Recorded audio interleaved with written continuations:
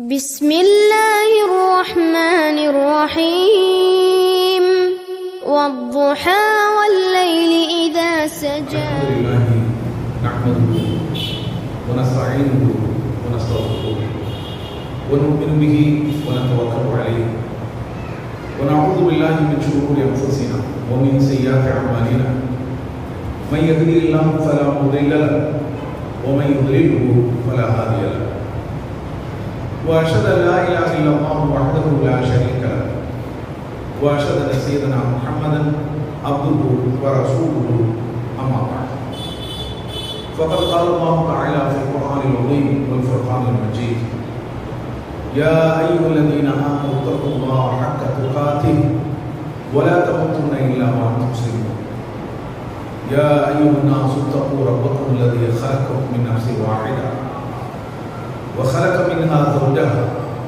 وبث منهما رجالا كثيرا ونساء واتقوا الله الذي تساءلون به والأرحام إن الله كان عليكم رقيبا يا أيها الذين آمنوا اتقوا الله وقولوا قولا سديدا يصلح لكم أعمالكم ويغفر لكم ذنوبكم ومن يطع الله ورسوله فقد فاز فوزا عظيما.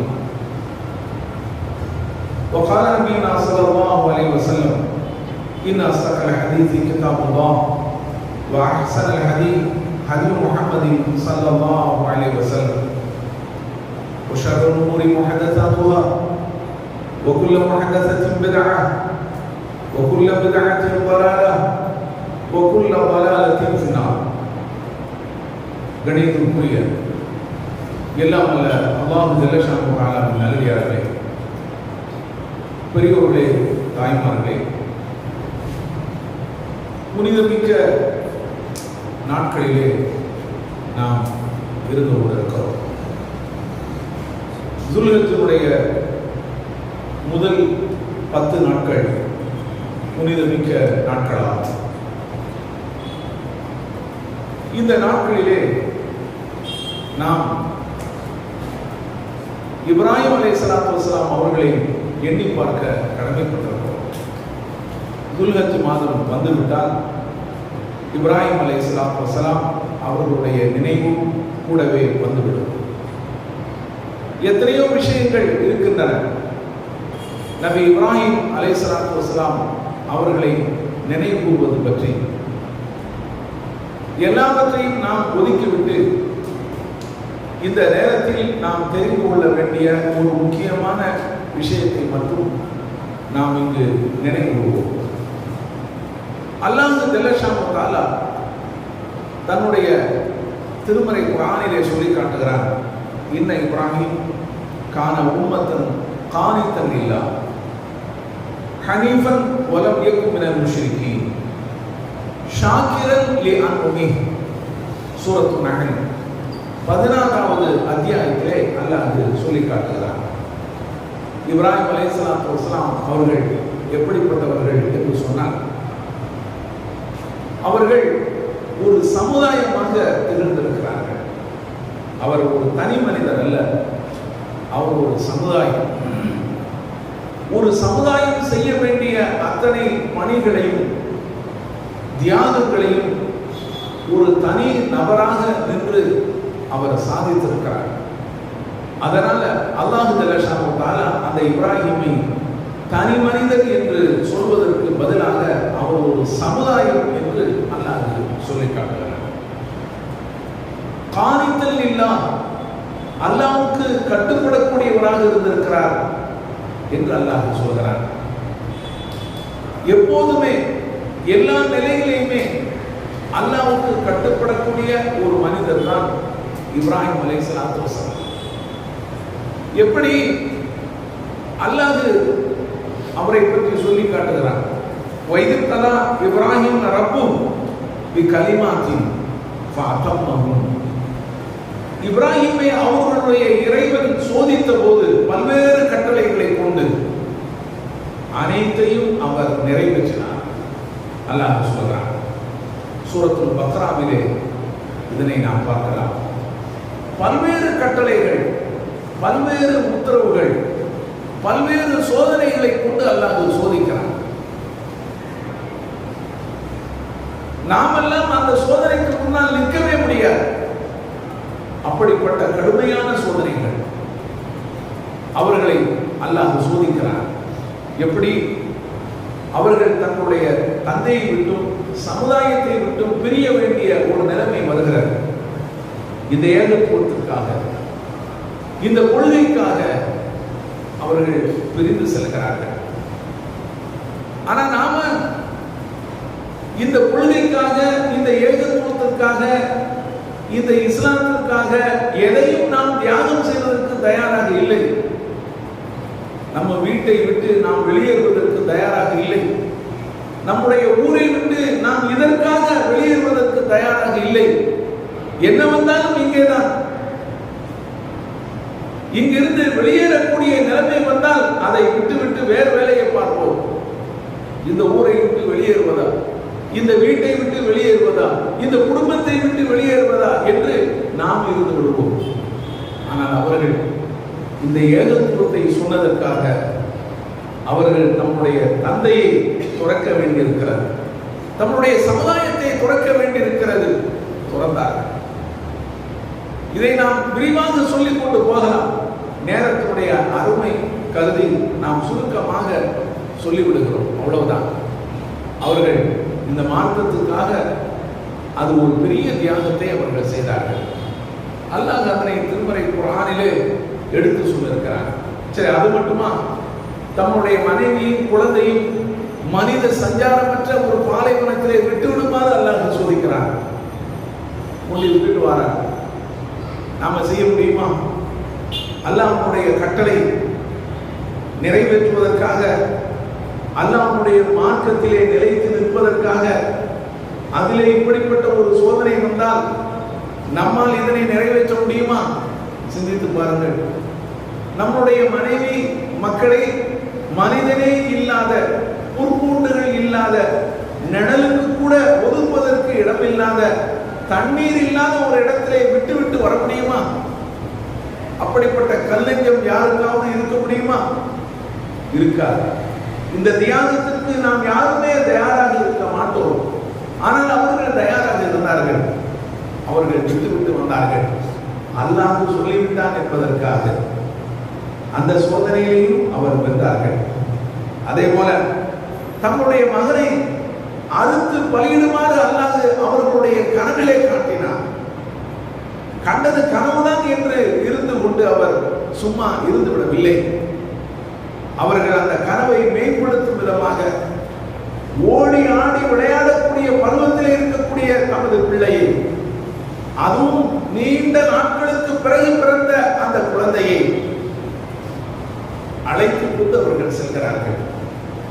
அவர்களை அறுப்பதற்காக கீழே கடத்தி விடுகிறார்கள்.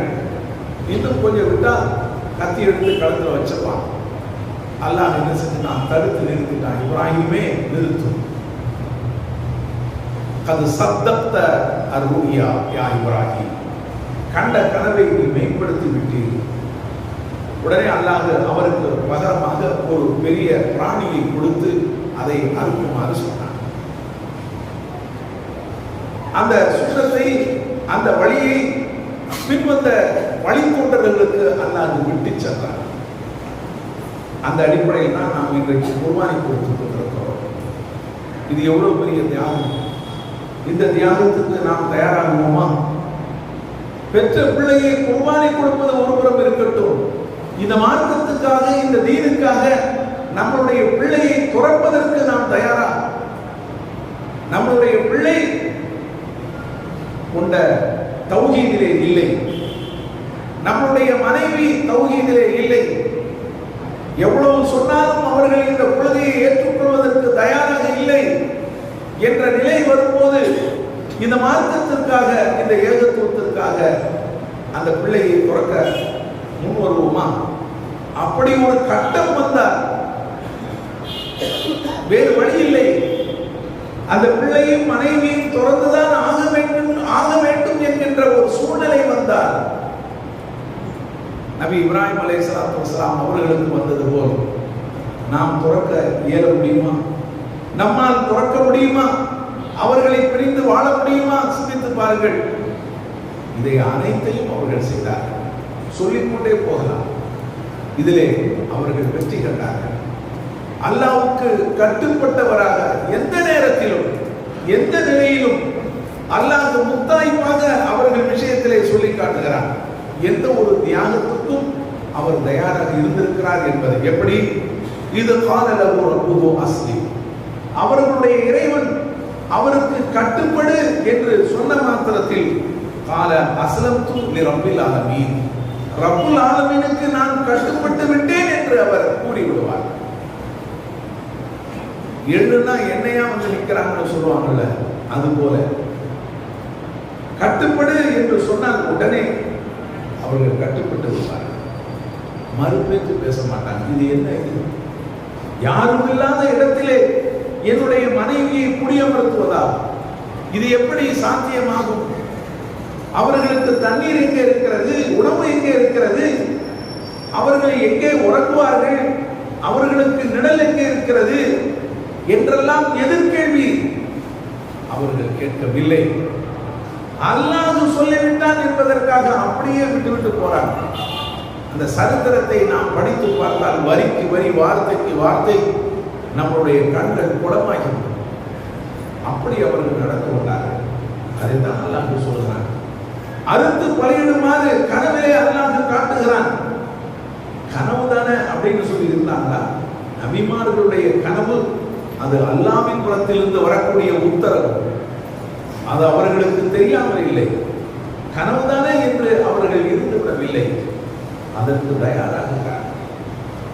இதைத்தான் அல்லாஹ் இப்படி சொல்லி காட்டுகிறான். இது காலலகு ரப்புஹு அஸ்லிம், அவர்களுடைய இறைவன் அவருக்கு நீ கட்டுப்படு என்று சொன்னால் கால அஸ்லம்து லிரப்பில் ஆலமீன், ரப்புல் ஆலமீனுக்கு நான் கட்டுப்பட்டு விட்டேன் என்று அவர் கூறிவிடுவார். இதுதான் இப்ராஹிம் அலைஹிஸ்ஸலாத்து வஸலாம் அவர்களுடைய சிறப்பு தன்மை. கானித்தல் இல்லா என்று அல்லாஹ் சொல்வது இதைத்தான். அவர்கள் எந்த உத்தரவுக்கும் அவர்கள் அடிபணிவதற்கு தயாராக இருந்திருக்கிறார்கள். அடுத்த ஹனீஃபன் என்று அல்லாஹ் சொல்கிறான். இப்ராஹிம் அலைஹிஸ்ஸலாத்து வஸலாம் அவர்கள் ஹனீஃபாக இருந்திருக்கிறார்கள். ஹனீஃபன் என்று சொன்னால் ஷிர்கில் இருந்து விலகி ஏகத்துவத்திலே நின்றவர்கள். அதுக்கு பேர் தான் ஹனீஃப். பேர் வைக்கிறாங்க, ஹனீஃப்னு பேர் வைக்கிறாங்க, ஹனீஃபான்னு பேர் வைக்கிறாங்க குழந்தைகளுக்கு. இந்த அர்த்தம் தான். ஷிர்கில் இருந்து விலகி ஏகத்துவத்திலே உறுதியாக நிற்கிறது. அதற்கு பேர் தான் ஹனீஃப், ஹனீஃபா என்று சொல்வது.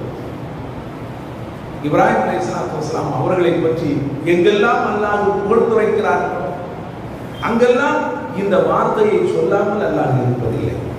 ஹனீஃபா, அவர்கள் ஹனீஃபாக இருந்திருக்கிறார்கள், ஷிர்கில் இருந்து விலகி ஏகத்துவத்திலே நிலைத்து இருந்திருக்கிறார்கள் என்று அல்லாஹ் சொல்லியிருக்கிறார்.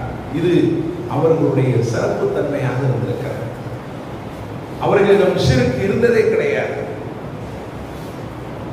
அவர்கள் ஷிர்க்கை விட்டும் அல்ல, ஷிர்க்கு செய்யக்கூடியவர்களை விட்டு விலகி இருந்திருக்கிறார்கள். அவர்களுடைய சரித்திரம் அப்படித்தான் சொல்லி காட்டுகிறார்.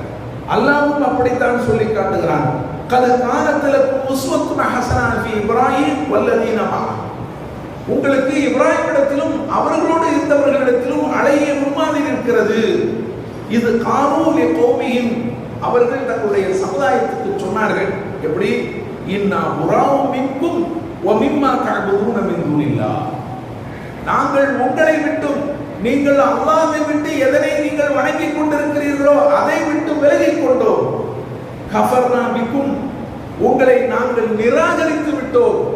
வபதா பைனனா வ பைனகுமுல் அதாவத்து வல் பக்தா, எங்களுக்கும் உங்களுக்கும் இடையே விரோதமும் குரோதமும் என்றென்றும் நிலைத்திருக்கும். அபதா என்று சொல்லி காட்டுகிறார்கள். என்றென்றும்.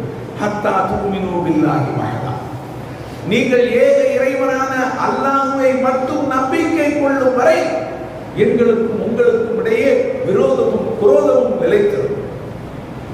அப்படி அறிவிச்சாங்க. அறிவிச்சுட்டு வெளியே வந்தாங்க. எங்களுக்கும் உங்களுக்கு எந்த சம்பந்தம் கிடையாது. இன்னைக்கு தௌஹீதை பேசுபவர்கள் கூட அந்த பக்கம் என்ன செய்யறாங்க? சகல உறவையும் வச்சுக்கிட்டாங்க. அவர்கள் அந்த பக்கத்தை அவர்கள் விடுவதில்லை. அது அவர்களுக்கு திராணி இல்லை, அங்கே ஒட்டி கொண்டுதான் இருப்பார்கள். அந்த மதுஹபினுடைய போக்கிலே அவர்கள் கூடியிருப்பார்கள். ஆனால் தௌஹீதை சொல்வார்கள். சுன்னத் ஜமாத்தினுடைய போக்கிலே அவர்கள் மூழ்கி இருப்பார்கள். ஆனால் தௌஹீதை சொல்வார்கள். அப்படித்தான் நம்மவர்களை பார்க்கிறோம். ஆனால் இவர்கள் என்ன செய்கிறார்கள்?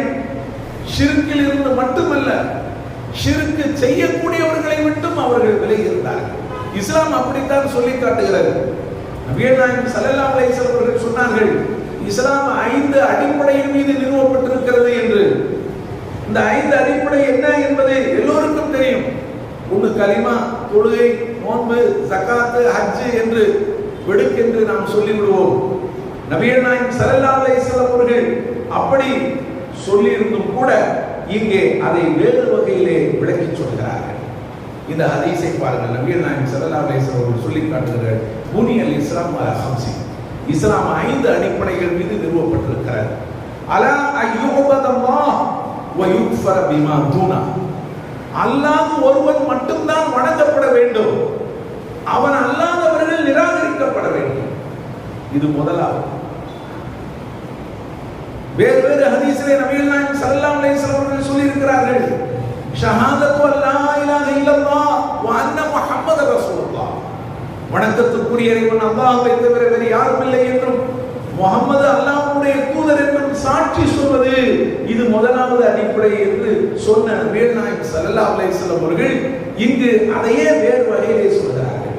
எப்படி?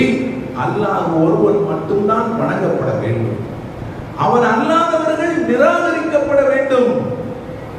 யார் யாரெல்லாம் இந்த உலகத்திலே அல்லாஹ்வை விடுத்து எது எதெல்லாம் வணங்கப்படுகிறதோ, இறந்து போன நல்லடியார்கள், சிலைகள் அல்லது வேறு எதுவாக இருக்கட்டும், மகான்கள், அவை எல்லாவற்றையும் விட்டு நம்ம விலகிறோம், முற்றாக விலகிவிட வேண்டும்.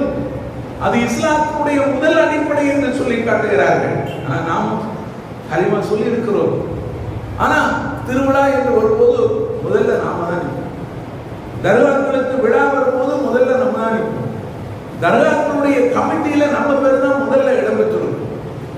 ஏன்னா இவங்க தௌஹீத சொல்லுவாங்க, கமிட்டியில மெம்பரா இருப்பாங்க. இப்படித்தான் நம்மளுடைய போக்கு இருக்கிறார். இது இஸ்லாம் அல்ல, இது இஸ்லாத்தினுடைய அடிப்படையை தகர்க்கக்கூடியது என்பதை நபிகள் நாயகம் ஸல்லல்லாஹு அலைஹி வஸல்லம் அவர்கள் சொல்லி காட்டுகிறார்கள். அதற்கடுத்து நாம் விளங்கி வைத்ததுதான் தொழுகை, நோன்பு, ஜகாத், ஹஜ் என்று சொல்லி காட்டுகிறார்கள்.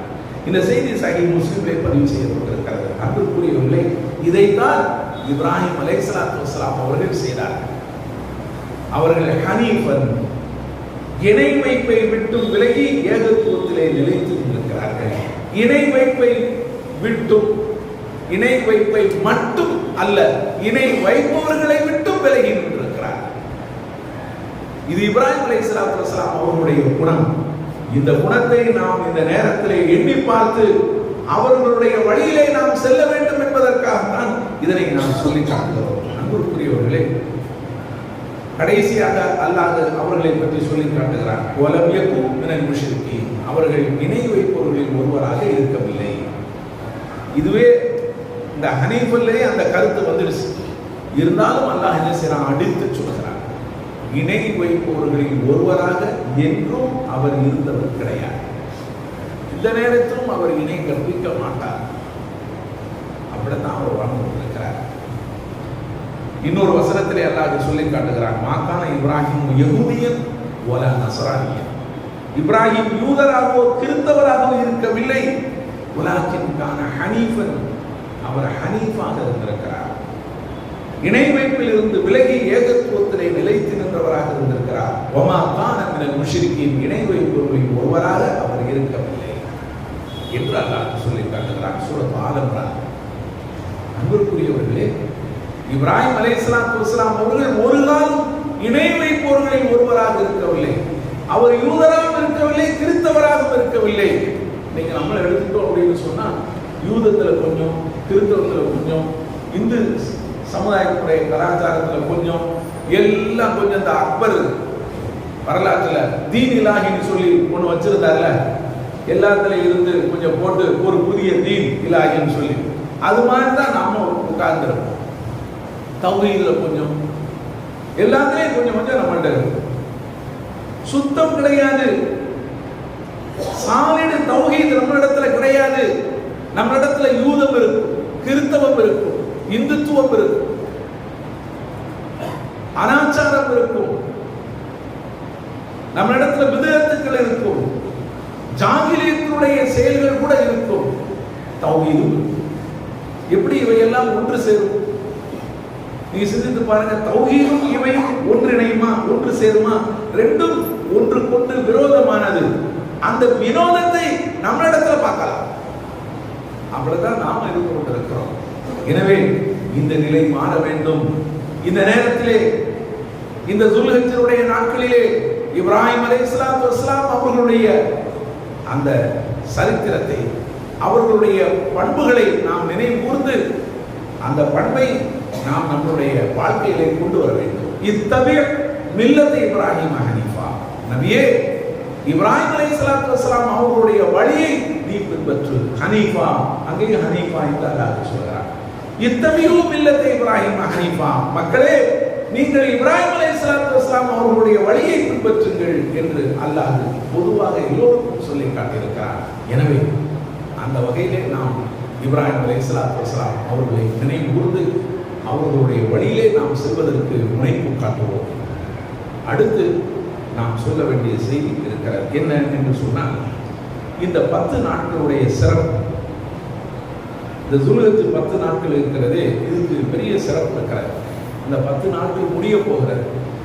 இருந்த போதில் இந்த முடிகிறதுக்கு முன்னால இன்னும் 1-2 தினங்கள் இருக்குல்ல. இந்த 1-2 தினங்களிலாவது இதனுடைய சிறப்பை உணர்ந்து, அந்த 2 தினங்களிலாவது ஒரு நல்ல அமலை, சில நல்ல அறங்களை, சில நல்ல காரியத்தை நாம் செய்யலாமே என்பதற்காக நாம் இதை சொல்கிறோம். என்ன நபிகள் நாயகம் ஸல்லல்லாஹு அலைஹி வஸல்லம் அவர்கள் சொல்லி காட்டுகிறார்கள். அதாவது அல்லாஹ்வுக்கு விருப்பமான இந்த 10 நாட்களை விடவும் நல்ல அமல்கள் செய்வதற்கு அல்லாஹ்வுக்கு விருப்பமான வேறு எந்த நாட்களும் கிடையாது. நபி ஸல்லல்லாஹு அலைஹி வஸல்லம் அவர்கள் சொல்லி காட்டுகிறார்கள். அப்போது சஹாபாக்கள் கேட்கிறார்கள், அல்லாஹ்வுடைய தூதரே, வலல் ஜிஹாது ஃபீ சபீலில்லாஹ், அல்லாஹ்வுடைய பாதையிலே போர் புரிவதை விட்டுமா? அதுவும் சிறந்த செயல்தான். ஏனைய நாட்கள்ல நீங்க ஒரு நல்லறத்தை செய்யுங்கள், இந்த 10 நாட்கள்ல ஒரு நல்லறத்தை செய்யுங்கள். இந்த ரெண்டுக்கும் வித்தியாசம் இருக்கு. இப்போ இன்னைக்கு நாம் ஜும்மாவில் இருக்கிறோம். ஏனைய நாட்கள்ல ஒரு ஜும்மா வருகிறது, இந்த 10 நாட்கள்ல ஒரு ஜும்மா வருகிறது. இந்த 2 ஜும்மாவும் ஒண்ணா கிடையாது. இது சிறப்பு, இது சிறப்புக்குரிய ஜும்மா. இந்த நாளிலே நாம் செய்யக்கூடிய அமல்கள் மகத்தானது, அல்லாஹ்வுக்கு விருப்பமானது என்று நபிகள் நாயகம் ஸல்லல்லாஹு அலைஹி வஸல்லம் அவர்கள் சொல்லி காட்டுகிறார்கள். அப்பதான் அவங்க கேட்கிறாங்க, அல்லாஹ்வுடைய பாதையிலே போர் புரிவது என்பது எல்லா காலகட்டங்களிலும் அது மகத்தானது அல்லாஹ்வுடைய தூதரே என்ற அடிப்படையில் கேட்கிறாங்க. அந்த வார்த்தையை அவங்க சொல்லாவிட்டாலும் அதுக்கு அது அர்த்தம். வலல் ஜிஹாது ஃபீ சபீலில்லாஹ், வலல் ஜிஹாது ஃபீ சபீலில்லாஹ், அல்லாஹ்வுடைய பாதையிலே போர் புரிவதை விடவுமா? நபிகள் நாயகம் ஸல்லல்லாஹு அலைஹி வஸல்லம் சொன்னார்கள், அல்லாஹ்வுடைய பாதையிலே போர் புரிவதை விடவும் தான். ஆனாலும் ஒரு மனிதன் தன்னுடைய உயிரையும் உடமையும் பணயம் வைத்து வீட்டை விட்டு அந்த போருக்காக செல்கிறான். அவ்விரண்டில் எந்த ஒன்றையும் கொண்டு அவன் திரும்பவில்லை என்றால் அவனை தவிர அப்படின்னு சொல்றாங்க. திரும்பிட்டான்னு சொன்னா அவன் செய்த அந்த காரியத்தை விடவும் இந்த நாட்களிலே செய்யக்கூடிய நல்ல காரியம் அல்லாஹ்வுக்கு மிகவும் ஒப்பானது. திரும்பல, அவன் ஷஹீதாகி விட்டான் என்று சொன்னால் அதற்கு நிகழ் கிடையவே கிடையாது. அதை எந்த காலத்திலும் அதை பொருத்தி பார்க்கவே முடியாது என்று நபிகள் நாயகம் ஸல்லல்லாஹு அலைஹி வஸல்லம் அவர்கள் சொல்லி காண்பித்தார்கள். திருமதியிலே இந்த ஹதீஸ் பதிவு செய்யப்பட்டிருக்கிறது. எனவே இன்னும் எஞ்சிய நாட்கள்ல நாம நல்ல அமல்களை செய்து அல்லாஹ்வை நெருங்குவோமா? இது அல்லாஹ்வுக்கு ஒப்பான ஒரு அமலாக அது இருக்கும். தான தர்மம் செய்யுங்க, ஒரு 2-3 பேருக்கு சாப்பாடு கொடுங்க, ஏழைகளுக்கு கொடுங்க, உங்களுடைய நண்பர்களுக்கு கொடுங்க, சொந்த பந்தங்களுக்கு கொடுங்க, அல்லது உதவி செய்யுங்க. தேவையுடையவர்களுக்காக உங்களால் என்ற உதவியை செய்யுங்க. இப்படி என்னென்ன நல்ல அமல்கள் இருக்கிறதோ நீங்கள் இதுவரை செய்யாது விட்டு இருந்தால் அதை நீங்க செய்யுங்க. செய்து இந்த உவப்பை அல்லாஹ்வுக்கான அந்த பிரியத்தை, அந்த திருப்தியை இந்த நாளிலே நீங்கள் பெற்றுக்கொள்ள வேண்டும் என்பதற்காக நாம் இதை சொல்கிறோம். அடுத்த அமர்விலே இன்னும் சில செய்திகளை சொல்லி முடித்துக் கொள்கிறேன். வாஹதமான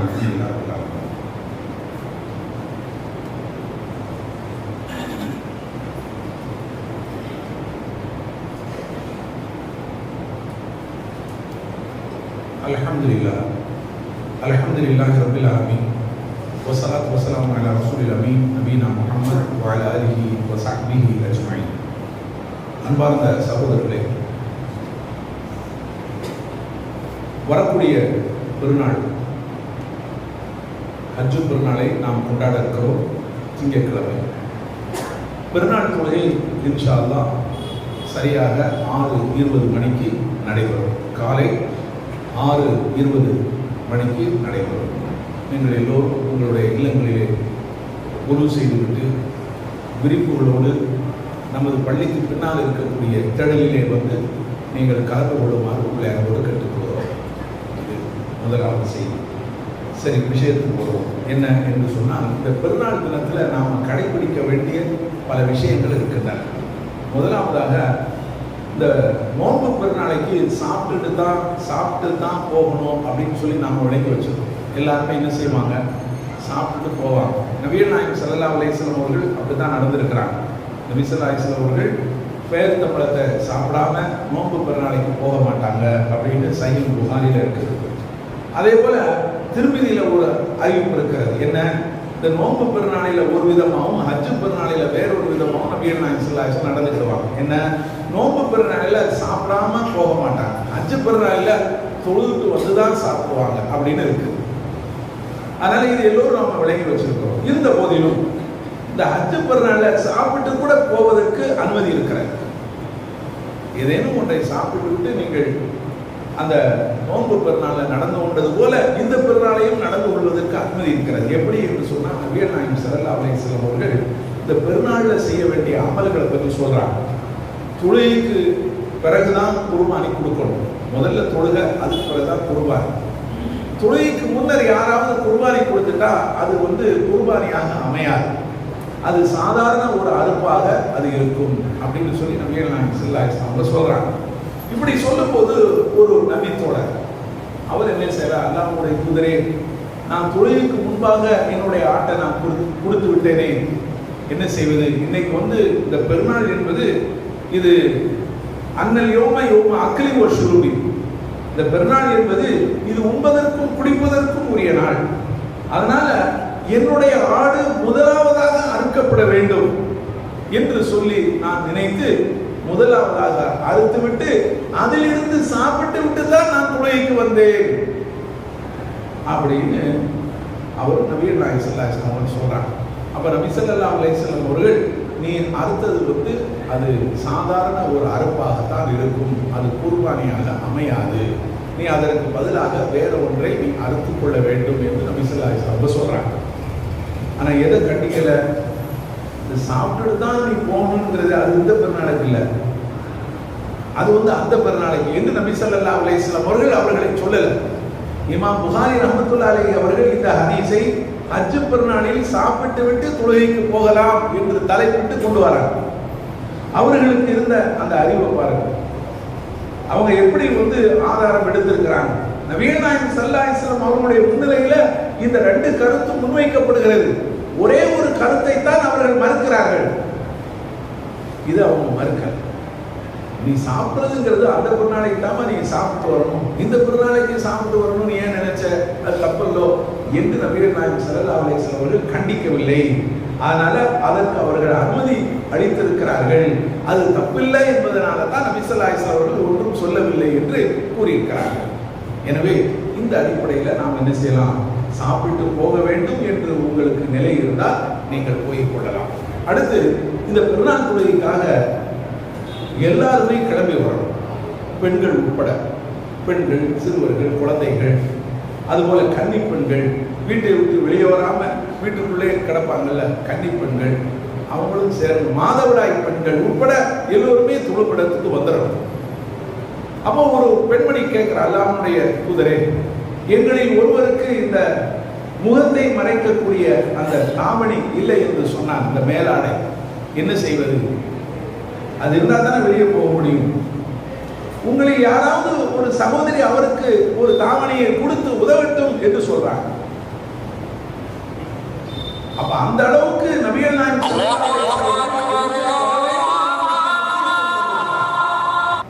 பெண்களும் என்ன செய்யணும்? இந்த தொழுகை போறோம். மாதவிடாய் பெண்கள் வர வேண்டும். ஆனால் தொழுகை நேரம் வரும்போது அவங்க தொழுகையை விட்டு ஒதுங்கி உட்கார. மற்ற அங்க நடக்கக்கூடிய அந்த பிரச்சாரத்துல துவாவில் கலந்து கொள்ளணும். எல்லாரும் துவா செய்வாங்க, நாமளும் என்ன செய்யணும்? அந்த அவர்களோட துவா செய்யணும். தக்பீர் சொல்லுவாங்க, அங்க நாமளும் தக்பீர் சொல்லணும். அங்கு பிரச்சாரம் நடக்கும், அந்த பிரச்சாரத்திலையும் கலந்து கொள்ளணும். அதுக்காக கூட்டு துவா கிடையாது. ஒருவர் துவா செய்து எல்லோரும் ஆமி போடுறது கிடையாது. அவங்க நம்ம துவா செய்யக்கூடிய ஒரு வாய்ப்பு கிடைக்குதா இல்லையா? இந்த பெருநாள் தினத்துல அந்த குழுமிடத்துல அல்லாஹ்விடத்துல கேட்கக்கூடிய ஒரு வாய்ப்பு கிடைக்குது. அந்த நாள்ல ஒரு பரக்கத்து இருக்கிறது. அந்த பரக்கத்தை வேண்டக்கூடிய ஒரு சந்தர்ப்பம் அவர்களுக்கு இல்லாமல் போய்விடக் கூடாது என்பதற்காக அவர்களையும் கலந்து கொள்ள சொல்றாங்க. இதை நம்ம என்ன செய்யறோம்? புகாரி முஸ்லிம்ல பார்க்கணும். அதே போல பெருநாள் தொழுகை என்பது திடல்ல தான் அது தொழப்பட வேண்டும். நபிகள் நாயகம் ஸல்லல்லாஹு அலைஹி வஸல்லம் அவருடைய பள்ளிவாசல் எப்படிப்பட்டது? ஏனைய பள்ளிவாசலில் தொழுவதை விடவும் 1000 மடங்கு மேலான நன்மையை தரக்கூடியது. அந்த பள்ளிவாசல தொழுவது என்ன செய்யறாங்க? பெருநாள் அன்னைக்கு அதையெல்லாம் அந்த நன்மையெல்லாம் ஓர கட்டி வச்சுட்டு எல்லாரும் என்ன செய்யறாங்க? திடலுக்கு கூப்பிடுறாங்க. இங்க தொழுதா 1000 நன்மைகள், 1000 தொழுகைகளை விட மேலானது. பெருநாள் தொழுகைய பள்ளிவாசல தொழுதா நபி ஸல்லல்லாஹு அலைஹி வஸல்லம் பள்ளிவாசல்ல எவ்வளவு பெரிய சிறப்பு வேண்டாம். அது கடலில் தான் தொழ வேண்டும் என்பதற்காகத்தான் நபிகள் நாயகம் ஸல்லல்லாஹு அலைஹி வஸல்லம் அவர்கள் அந்த சிறப்பை எல்லாம் ஓரம் கட்டிவிட்டு திடலுக்கு அழைத்திருக்கிறார். எனவே திடல் தொழுகை தான் நபி வழி. எனவே திடலில் தான் அந்த தொழுகையை நிறைவேற்ற வேண்டும். அதே போல நபிகள் நாயகம் ஸல்லல்லாஹு அலைஹி வஸல்லம் அவர்கள் பெருநாள் தொழுகையை தொழும்போது அந்த தொழுகைக்கு பாங்கும் கிடையாது, இக்காமத்தும் கிடையாது, முன் சுன்னத்தும் கிடையாது, பின் சுன்னத்தும் கிடையாது. அப்படித்தான் நபி ஸல்லல்லாஹு அலைஹி வஸல்லம் அவர்கள் அந்த தொழுகையை தொழுதிருக்கிறாங்க. புகாரி முஸ்லிம்ல இதை நம்ம பார்க்கிறோம். அதே போல நபிகள் நாயகம் ஸல்லல்லாஹு அலைஹி வஸல்லம் அவர்கள் சஹீஹ் புகாரியின் ஒரு அறிவிப்பில் வருகிறது, நபி ஸல்லல்லாஹு அலைஹி வஸல்லம் பெருநாள் தொழுகைக்கு சென்றால் அவர்கள் ஒரு வழியில் சென்று வேறொரு வழியில் திரும்புவார்கள் அப்படின்னு சொல்லப்படுகிறது. அபூ சயீத் குத்ரி ஜாபிர் ரலியல்லாஹு அன்ஹு அவர்கள் அறிவிக்கிறார், நபிகள் நாயகம் ஸல்லல்லாஹு அலைஹி வஸல்லம் அவர்கள் பெருநாள் தொழுகைக்கு செல்லும் போது ஒரு வழியில செல்வாங்க, திரும்பி வரும்போது வேறொரு வழியில வருவாங்க. ஆனால் போறதுக்கு ஒரு வழி, வருவதற்கு வேறொரு வழியில நம்ம வரணும். இதுவும் சுன்னத்து. இதை நாம் என்ன செய்யணும்? பின்பற்றி நடக்க வேண்டும். இதை நாம் தெரிந்து கொள்வோம். அடுத்து இந்த அதாவது வரக்கூடிய ஞாயிற்றுக்கிழமை நமக்கு அரஃபாவுடைய நோன்பு. நம்ம பகுதியில் பிறைபாதத்தினுடைய அடிப்படையில் நமக்கு எது அரஃபாவோ அதுதான் நமக்கு அரஃபாவுடைய நாள். அந்த நாளில் தான் நாம் நோன்பு வைக்கிறோம். அங்கே எல்லாரும் அரஃபா மைதானத்தில் அரஃபாவில் ஒன்று கூட்டிட்டாங்களே, டிவியில் பார்க்குறோமே, நம்ம நோன்பு வைக்காமல் என்ன உட்காந்துக்கிட்டு இருக்கிறோம்? இந்த வேலையெல்லாம் நம்ம வச்சிடக்கூடாது. நபிகள் நாயகம் ஸல்லல்லாஹு அலைஹி வஸல்லம் அவர்கள் அந்தந்த பகுதியில் பிறையை பார்த்து தான் அந்த அரஃபாவை கொண்டாடி இருக்கிறாங்க. அதனால நமக்கு நம்மளுடைய பிறை பார்த்தனுடைய அடிப்படையில் நமக்கு அரஃபா தினம் என்பது வரக்கூடிய ஞாயிற்றுக்கிழமை. அந்த ஞாயிற்றுக்கிழமையில எல்லோரும் என்ன செய்யணும்? அரஃபாவுடைய நோன்பு வைங்க. இந்த நோன்புக்கு பெரிய சிறப்பு இருக்கிறது. நபி ஸல்லல்லாஹு அலைஹி வஸல்லம் அவர்கள் சொல்லுகிறார்கள், இந்த அரஃபாவுடைய நோன்பு இதற்கு முந்தைய வருடத்து மற்றும் பிந்தைய வருடத்தினுடைய பாவங்களுக்கு பரிகாரமாக அமைகிறது அப்படின்னு சொன்னாங்க. 2 வருஷத்துக்குரிய பாவம், முந்தைய வருஷத்து பாவம், பிந்தைய வருஷத்துக்குரிய பாவம். இந்த நோன்பு அந்த பாவங்களுக்கெல்லாம் பரிகாரமாக அமைகிறது. எனவே இந்த நோன்பை யாரும் மிஸ் பண்ணாதீங்க. இந்த நோன்பை நோற்றுக்கொள்ளுங்க. இந்த நோன்பை திறப்பதற்கு நம்மளுடைய பள்ளியில் ஏற்பாடு செய்யப்பட்டிருக்கிறது. நோன்பு திறப்பதற்கு, அரஃபா நோன்பு திறப்பதற்கு பள்ளியில் ஏற்பாடு செய்யப்பட்டிருக்கிறது. நோன்பு கஞ்சிக்கான ஏற்பாடு செய்யப்பட்டிருக்கிறது. அதே போல வெளியேயும் என்ன செய்கிறாங்க? அந்த கஞ்சியை விநியோகம் செய்ய இருக்கிறாங்க. எனவே தேவைப்படுபவர்கள் வெளியே என்ன செஞ்சுக்கலாம்? கஞ்சி வாங்கிட்டு போகலாம் என்பதை நாம் தெரிவித்துக் கொள்கிறோம். அடுத்து என்ன அப்படின்னு சொன்னால், அதாவது இந்த ஹஜ் பெருநாளில் நாம் இந்த குர்பானை கொடுக்குறோம் அல்லவா, இது நகராட்சியிலிருந்து வரக்கூடிய அறிவு. அதாவது குர்பானை கொடுக்கும்போது நாம் நம்மளுடைய இடத்தை தூய்மையாக வைத்துக் கொள்ளணும். அதனுடைய ரத்தம் கழிவுகளை சுத்தமாக நாம் கழுவி கிருமி நாசினி போட்டு நம்மளுடைய அந்த இடத்த சுத்தமாக வைத்துக் கொள்ள வேண்டும். கழிவுகளை ஒரு சாக்கு பையில் போட்டு, ஒரு சிமெண்ட் சாக்கில் போட்டு அதை தூய்மை பணியாளர்கள்ட்ட நம்ம ஒப்படைச்சோம். கண்ட இடத்துலலாம் வீசி எரியக்கூடாதுன்னு சொல்லி அவங்க கேட்டிருக்கிறாங்க. இதனால் சுகாதார கேடு வரும். நீங்கள் உங்களுடைய தோட்டத்துக்கு பின்னால் கூட ஒரு இது இருக்கத்தானே செய்ய, அங்கே போட்டுருவோம் அப்படின்னு சொல்லி அங்கேயும் நீங்கள் வீசி எரியாதீங்க. அது நல்லதில்லை. அது நம்மளுடைய ஆரோக்கியத்துக்கு அது கேடு விளைவிக்கக்கூடியதாக இருக்கும். எனவே கழிவுகளை என்ன செய்யுங்க, நீங்கள் அதை பக்குவமாக ஒரு சிமெண்ட் சாக்கில் போட்டு அதை தூய்மை பணியாளர்களுக்கு ஒப்படைச்சிருக்குத. அதே மாதிரி நீங்கள் அறுக்கக்கூடிய அந்த இடத்த சுத்தமாக என்ன செய்யுங்க, கழுவுங்க அப்படின்னு சொல்லி சொல்கிறாங்க. அடுத்து என்ன அப்படின்னு சொன்னால், நம்மளுடைய இந்த பேட்டை பகுதியில் ஒரு வழக்கம் முன்னரே இருந்துகிட்டு இருக்குது. என்ன அப்படின்னு சொன்னால், அந்த குர்பானி இறைச்சிகளை, மீதமான இறைச்சிகளை ஒவ்வொரு வீட்லேயும் அவங்க என்ன செய்வாங்க, குர்பானி இறைச்சி எங்கள் வீட்டில் கொஞ்சம் மிஞ்சி இருக்குது, நீங்கள் வச்சுக்கிடுங்கன்னு சொல்லி கொடுப்பாங்க.